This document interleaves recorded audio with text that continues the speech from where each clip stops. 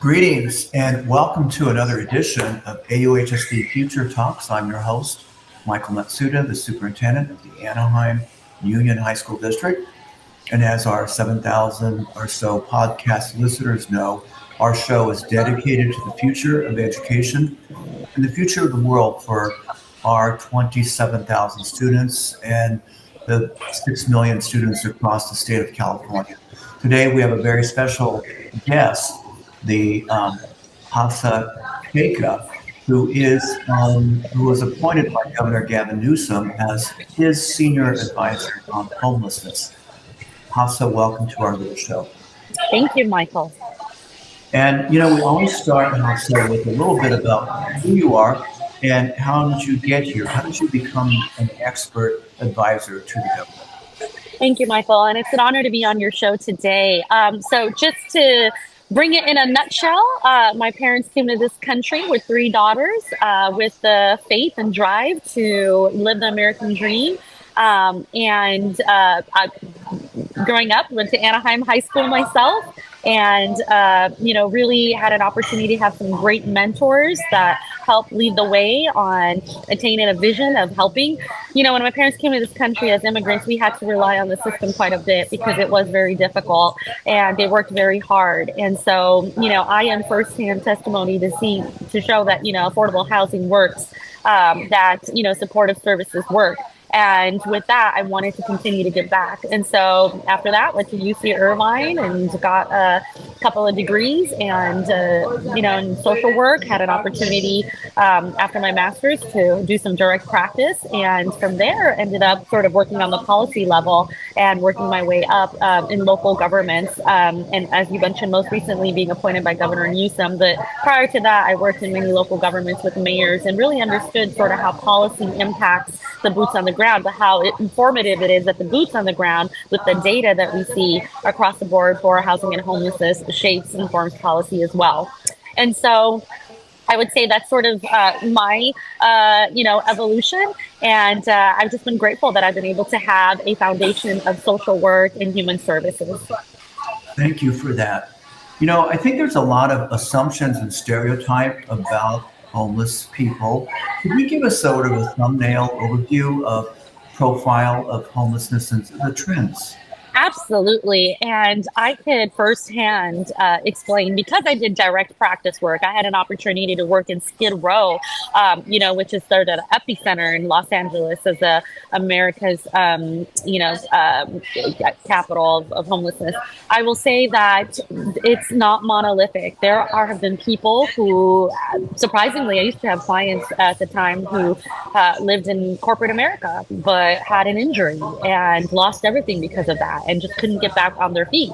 And then you had folks who actually exited the foster care system and really never had a system to support them. Then you had folks who, did have some substance abuse issues and mental health issues. So again, it's a variety and a spectrum. I will say one of the biggest stigmas that I see is that, people experiencing homelessness are lazy or they want to be homeless. I think that anyone who has experienced trauma, when you approach them, they're all going to have different kind of affects. And so to conclude that a person doesn't want to get housing, I think is not a good conclusion. And so I think those are some of the stigmas and stereotypes. I'm curious. I'm using some data, maybe it's more localized data, but regarding ethnicity or gender, what are some of the numbers there? Are there more male homeless? Are there more, in terms of ethnicity, what ethnic groups? Is it proportionate to what the demography is? Yeah, well, first of all, definitely say that in communities that I have worked in, there's been a disproportionate amount of individuals experiencing homelessness that are from Black and Brown communities. We have also seen a disproportionate amount of women rising in homelessness and also seniors. But for the most part, we've seen single men who have really experienced being homelessness across the board. And what, as a K-12 educator, for me, where I talk to homeless folks in Anaheim, and I would say almost 2/3 of them went to our schools. So that makes me really wonder what happens while they're in school, and how can we better prepare young people to enter adulthood? That's a great question, Michael. I think the better preparation is making sure that there is first and foremost that support system, that teachers are asking the right questions, that they're intuitive in understanding that a child potentially is tardy or late because of maybe there's a family issue at home, or maybe they were even working to help support the family. Often working class families, especially during COVID, we saw that there was a lot of folks who had lost their job and were really impacted by the lack of resources. So I say that number one, it's really important to make sure to ask the questions. And number two, being intuitive and kind of observing student attendance. And number three, always making sure that there is additional resources provided. I know there's sort of a big spectrum in terms of responses to homelessness. And even in our community in Anaheim, there are homeless people who, because they're homeless, they're looking for places to live, and sometimes it's in our schools. And so there's a lot of tension between how do we deal with that? How do we deal with it humanely with dignity? And because sometimes we don't really have the tools to move them off the school's sites. Yeah. Well, I think when you're talking to any businesses, it's really important to understand that, you know, people are human. We all bleed red. And if something happened to an individual that caused them to be on the street, right? No one ever got up and said, hey, when I grow up, I want to be on the street, right? They would say, I'm going to be a doctor, I'll be a lawyer, I'll be, someone who's X, Y, and Z. So having that empathy and compassion, and then also understanding that homelessness is not far away from many people. People are paycheck to paycheck, and it could just be one life incident that happens. I would say understanding that there's a coordinated, collaborative effort that local governments have to help people get off the street, that California is not ignoring the problem. We've been embracing the problem. The governor did release, $15.3 billion in housing and homelessness at the budget release a few weeks ago. So things are happening. There is an infrastructure to address homelessness. There is no complacency. A lot of people are working very hard. Your nonprofits in your communities are working day in and day out with outreach workers, with housing navigators to help really reach to the individuals and provide them with the support needed, whether it's getting into shelter, whether it's getting into permanent supportive housing, or whether it's the connection to mental health resources or even workforce development. So sometimes it takes time to build rapport. And I think that it's not one person's problem, it's a community coming together. So what can those businesses do as well? How could they partner with the nonprofits? How could they work with local governments? Is it sometimes, philanthropic work, or some private donations, or, anything that volunteerism to help coordinate additional services? So it's a complex infrastructure that's needed. And you go up and down the state, I'm sure, about Yes. looking at how communities are dealing with these problems. Is there a community that comes to mind in terms of bringing it all together? Yeah, well, I would say a lot of different communities are actually utilizing the state funds in a very efficient way. There's certainly a lot of progress, and the governor's made it very clear that accountability is critical, especially when there is a lot of millions of dollars going on. Look, I'm going to tell you, we had the homeless housing assisted prevention dollars come out from the state. These dollars started a few years ago. And when Governor Newsome came on board, it actually extended with the support of legislation as well. These dollars are flexible dollars to create programs and services such as funding housing navigators, funding outreach, funding interim shelter, funding permanent supportive housing. And what's really critical is when the federal government provides the funding, we of course appreciate it, but sometimes there's, specific challenges. These flexible dollars can be utilized to help design programs in the community needed for that specific. So to your question about which community is doing I just came back last week from two groundbreaking press events, one in San Jose and one in Santa Barbara. And I say those communities because I recently participated.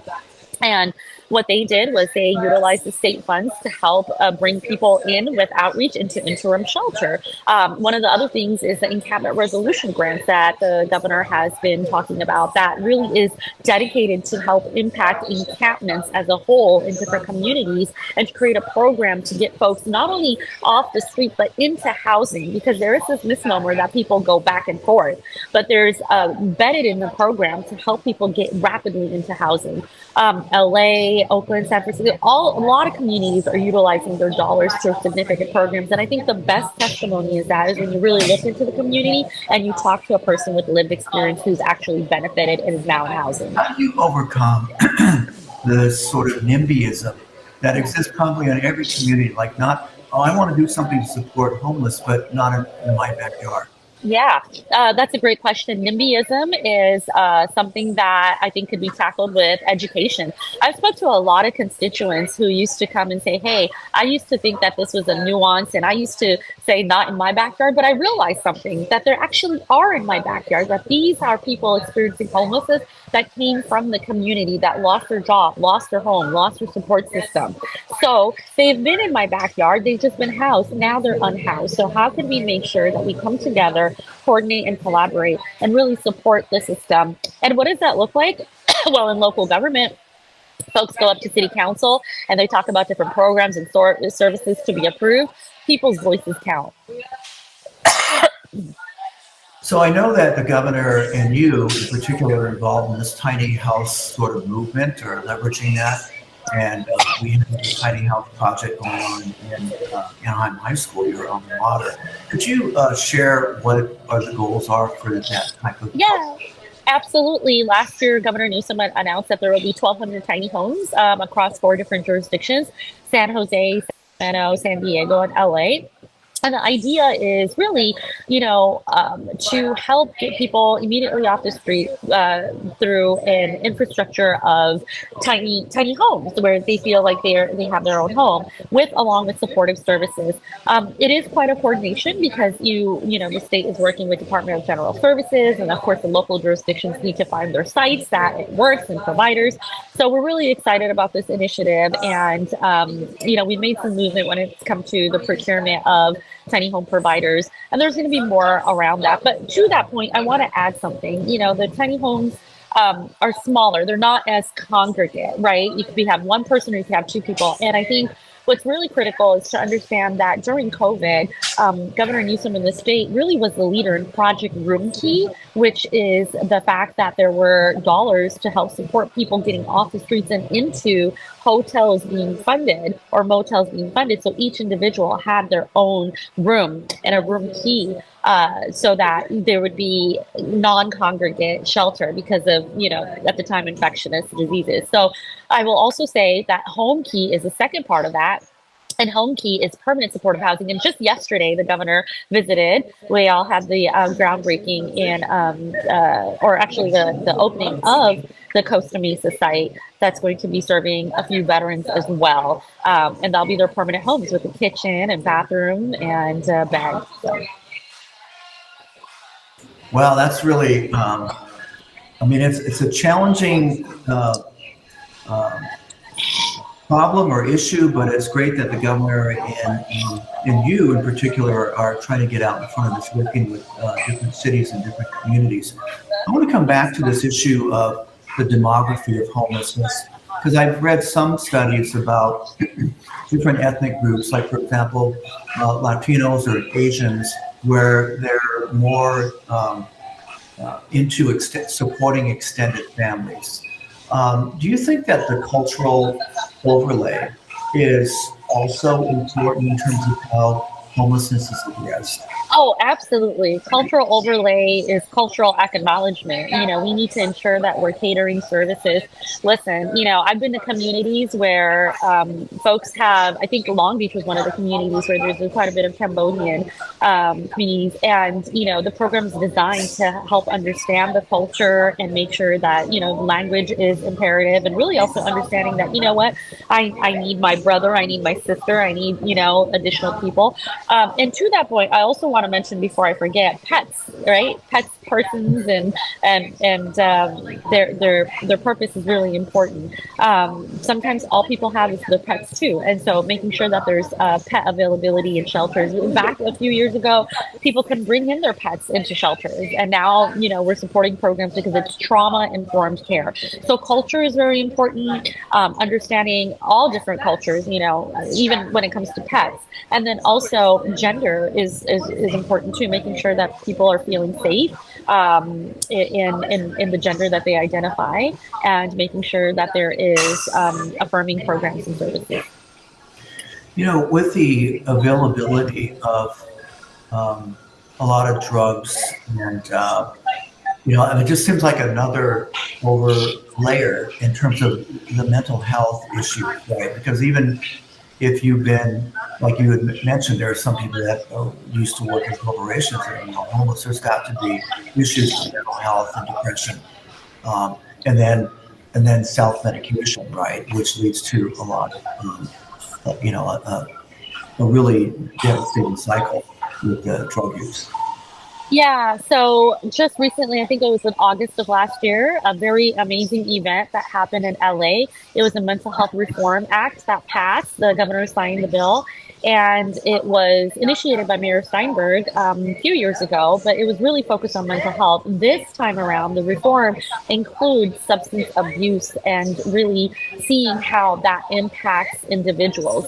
I think what's really important about this is that it's taking into account that you are doing sort of a understanding of best practices from a trifecta, that mental health, substance abuse, all of these are really important to be connected to services and providers. One of the things is I think it's naloxone, the drug that unfortunately there are people who can overdose, but having that to providers helps revive people, right? So it's sort of that harm reduction approach.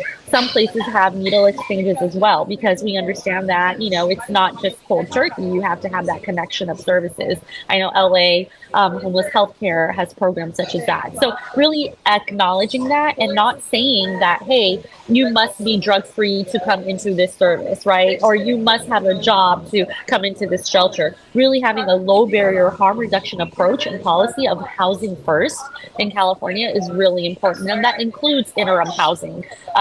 And I will say with that, the Mental Health Reform Act is going to be able to help expand additional beds, behavioral health beds for community. Do you think that as we go forward into